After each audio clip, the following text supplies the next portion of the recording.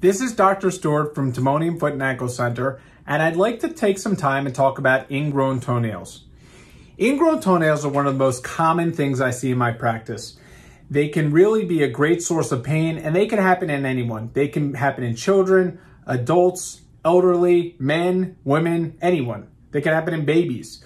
I've actually treated a baby when I was in residency. We treated a 6-month-old for an ingrown toenail. So they can happen to anyone. And if anybody's had an ingrown toenail, they know that they can really be painful. It's pretty amazing how a little toenail can cause so much pain. To really have an understanding of what an ingrown toenail is, we have to have an understanding of what the anatomy is surrounding a toenail. So I made a little drawing on my finger, and I'm going to point out my finger and understand that your toenail anatomy and your fingernail anatomy are the same.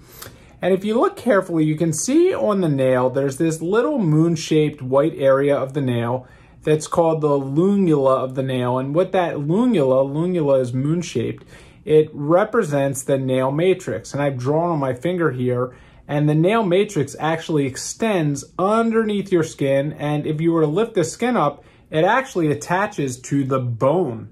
Now, your nail matrix is what causes your nail to grow. Your nail matrix are the living cells of the nail.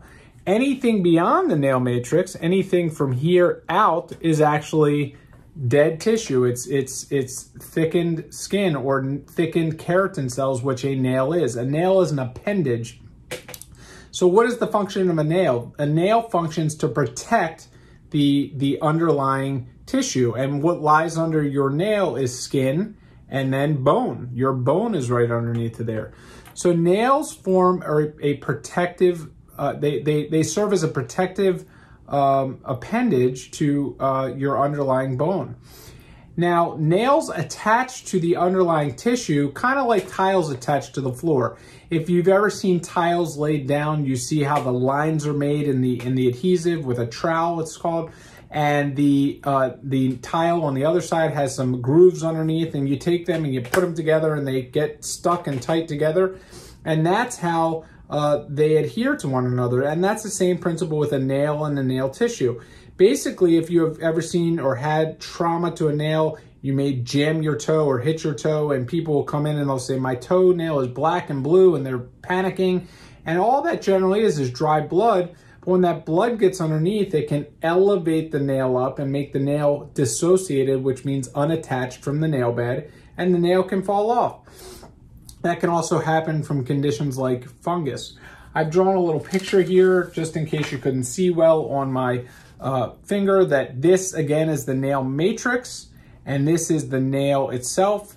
And ingrown nails occur when the nail grows right in the corner. So if you're looking at my finger again, the nail can actually grow into the corner. And, you know, a lot of times people will think that they can get that out, but you have to understand that that nail curves around, actually goes fairly deep underneath of that skin. And what causes these to hurt is when the nail pushes into the skin, your skin, just like we've talked about when we talked about corns and calluses, whenever there's pressure against skin, it builds up with hard skin or hyperkeratotic skin and builds up calluses. And when it pushes against that skin has nerve endings that creates a lot of pain. Ingrown toenails don't equal infection. That's really important. A lot of times people are very concerned that they have an infection with an ingrown toenail. And you can definitively have an infection with an ingrown toenail. It's a common thing that we'll see. However, just because you have an ingrown toenail does not mean that you have an infection. And there is a differentiation between the two, and we'll talk about that. Ingrown toenails are generally the result of your nail anatomy. Some patients will have a curved nail where the nail actually curves around, and ingrown nails can happen on any of the nails. It can happen on the first toenail, second, third, fourth, and fifth. It commonly happens on the first toenail because the first toenail is the biggest and it's subjected to the most trauma. It can also be the result of your toe anatomy. You know, when you look at a lot of patients with ingrown toenails, they tend to have this toenail that hyperextends or kind of slopes up. I call it the ski slope or the ski jump toe. And to understand our anatomy, when we walk, we push off of our big toe joint, our first metatarsal phalangeal joint. So if we look at our toe, our foot skeleton, the big toe joint is right here, and it meets the first metatarsal bone. This bone meets the toe at the joint called the first metatarsal phalangeal joint, and you try to push off of that joint. So when you walk, you push off of that joint. But if that joint is hyperextended, you can see that the toe is pushing up, and that nail under here, this nail matrix actually attaches to bone. So the nail is actually attached to the bone, and it is what's happening is when there is the joint is hyperextended, the nail is actually hitting inside the shoe. So when you have a person who's not pushing off at the joint back here, and they're now hyperextending off the joint here, they're banging their toe into the shoe, and that can result in this repetitive trauma that can result in injury or ingrown nails. Ingrown nails can also happen from fungus. Fungus can cause the nail anatomy to change. So there's some other conditions like psoriasis that can cause the nail to change. It can, again, happen from the way your toe is shaped, and it can happen from injury. So what does an infected ingrown toenail look like? Let's go over that. Let's show a picture of that so we can see what an infected ingrown toenail looks like. I'd like to pull up a picture here. And this picture is going to show us, give me 1 second to do that. This picture is going to show us what an infected ingrown toenail looks like. And I'm sorry, our picture over here will show that the toe is red. And let's zoom in on this. It's going to show that our toe is red and swollen, and there's this beefy tissue called granulation tissue. And if we were to lift this up, there's actually nail under there, and you can see all this callus formation, and you can see this redness. Now, this is an infected ingrown toenail, but like I said earlier, you can have ingrown toenails that are free of infection. And a lot of times, this happens because patients start digging in the nail themselves. That's not always the case, but that's frequently the case. Or people just ignore ingrown toenails and they do not take care of them the proper way. And it's really important to understand that ingrown toenails generally resolve, and even if they're badly infected, they generally resolve. But in certain circumstances, they can be really devastating. And I want to go back to why I told everybody that the toenails, are actually attached to that bone. I told everybody before that toenails actually are attached to the bone, the big toe bone, and they're attached to the bone here, which is called the distal phalanx. And that toe bone sits right under the nail. And in very rare cases, and I've unfortunately seen this a handful of times in my practice, I've had patients, healthy otherwise, actually young. I've had a teenager do this, and I've had a 35-year-old do this, and I've seen this in an adult. And I've seen this a handful of times, and this is very uncommon, so this is not intended to scare people, but it's intended to tell people the serious nature of ignoring an ingrown toenail, that because that bone sits right underneath of your toenail, if you let an infection sit and fester and you ignore it, you can infect your bone. And the only definitive treatment for bone infection is removal of the bone, which really means amputation of a part of the body.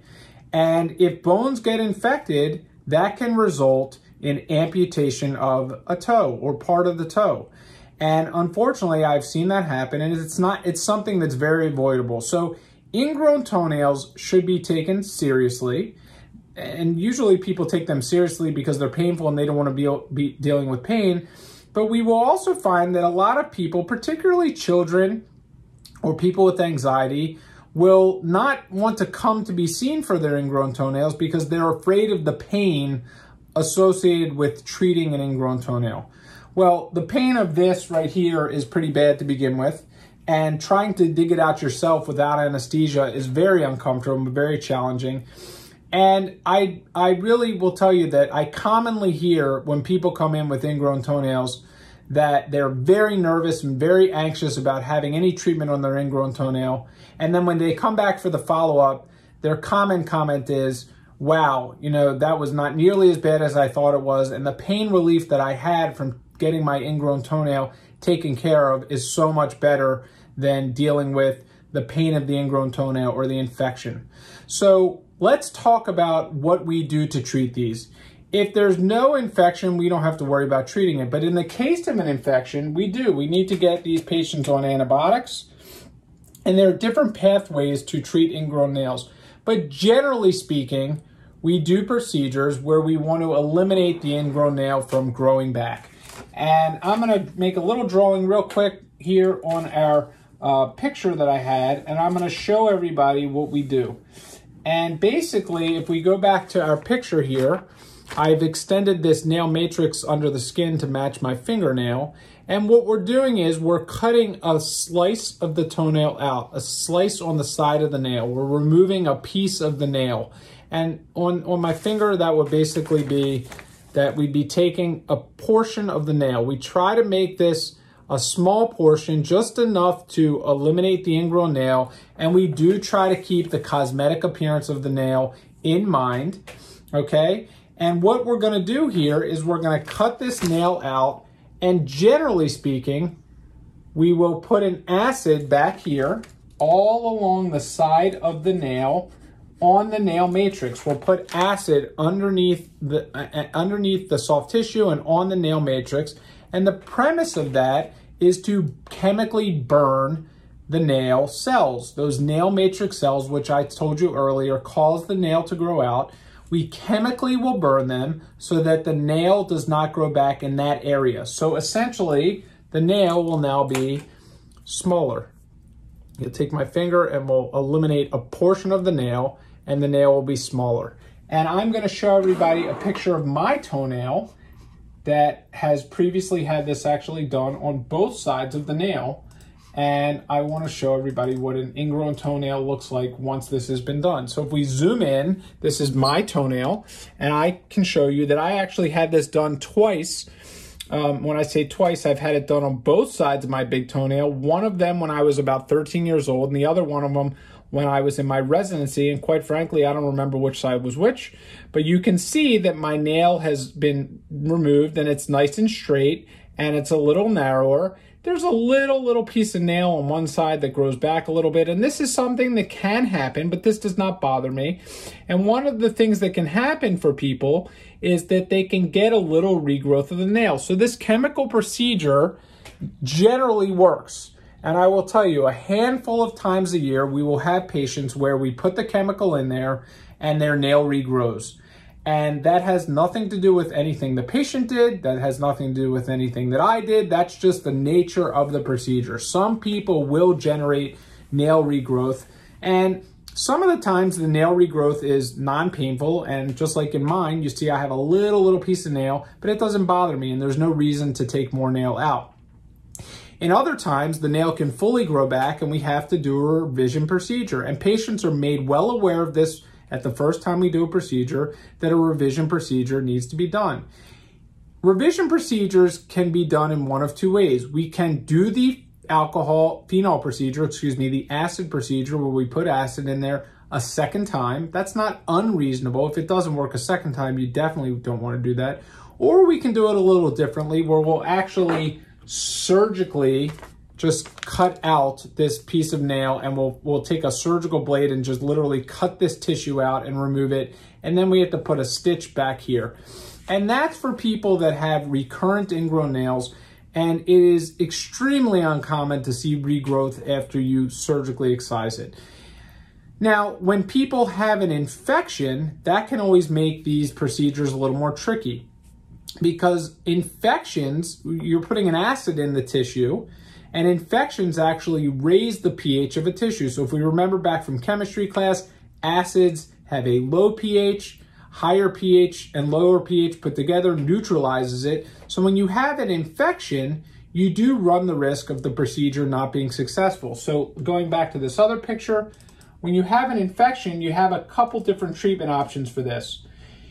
You can treat this patient with an antibiotic for about 5 to 7 days and remove the nail. You can remove the nail and start antibiotics at the same time, but not put the acid back there. Or you could remove the nail, put the acid back there, and still put them on antibiotics. There's no right or wrong for that. In my practice, I really like to judge each patient by their presentation. You know, if the infection is on the more mild side, I generally will put them on an antibiotic and proceed with the acid procedure. If the infection is more severe, we'll put it on, we'll a lot of times cut the nail out and put them on an antibiotic and actually go back and do the acid at a later date, because we want the acid procedure to be successful. If it's more in the middle, we will probably do the acid procedure and still put them on antibiotics, of course. But patients need to just be well aware that these can grow back. You know, the procedure is not very painful. I can speak from personal experience. The needle is the worst part, and that's the part that patients come in and they're panicking and freaking out. And quite frankly, 9 times out of 10, after I give them the needle, they're like, oh my God, that wasn't that bad. I've had 5-year-olds go through this and not flinch, and I've had 60-year-olds panic and then they still always do well. This is a very straightforward, easy procedure, and this is definitively one of the procedures where the anxiety is worse than the procedure. The post-treatment course for this, you need to do some home wound care. These can take anywhere from 2 to 4 weeks to heal. Sometimes when people have ingrown toenails, we will have to remove the entire nail. If the whole nail is damaged or destroyed, we can do these acid procedures or surgical procedures on the whole nail to kill the nail from growing back. That's a lot less common. We always try to promote keeping the nail if possible.